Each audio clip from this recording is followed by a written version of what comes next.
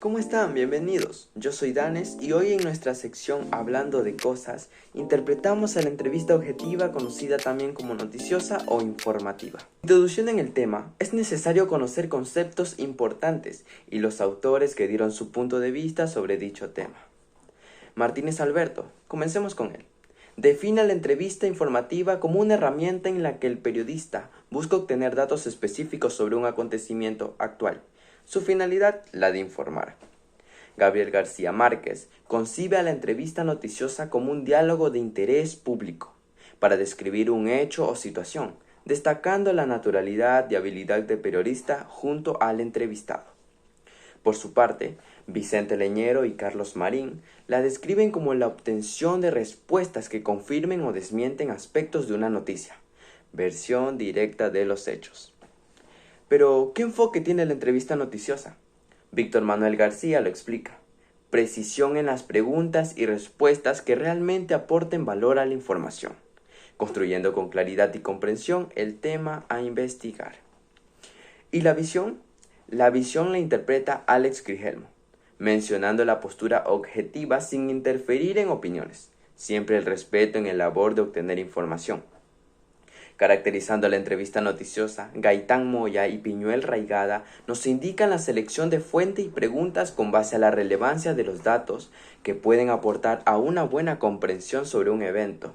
Y por último, pero no menos importante, Natalia Bernabeu Morón, que explica que la entrevista noticiosa contiene elementos de contenido concreto y previsible, objetivo e interpretativo, centradas en la neutralidad del entrevistador.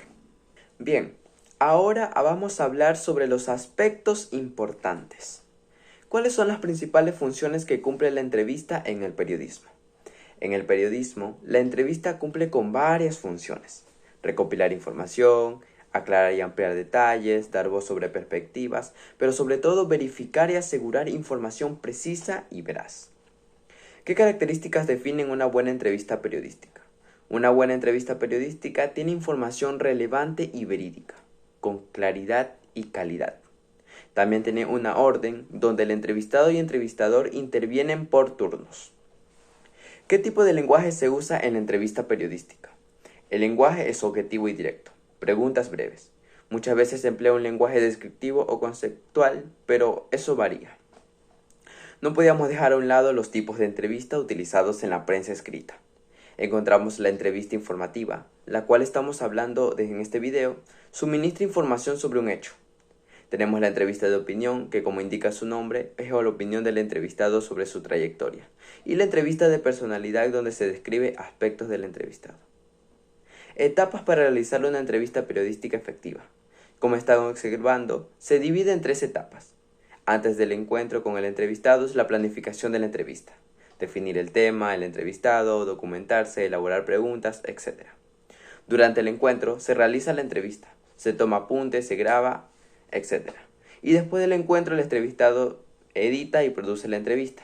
Muchas veces es redactada para medios escritos. ¿Cuáles son las técnicas recomendadas para una entrevista? Les hablaré de 2. Técnica de pregunta-respuesta, usada en los periódicos, donde se utiliza la estructura de introducción, párrafo de enlace, preguntas y respuestas, cierre fuerte.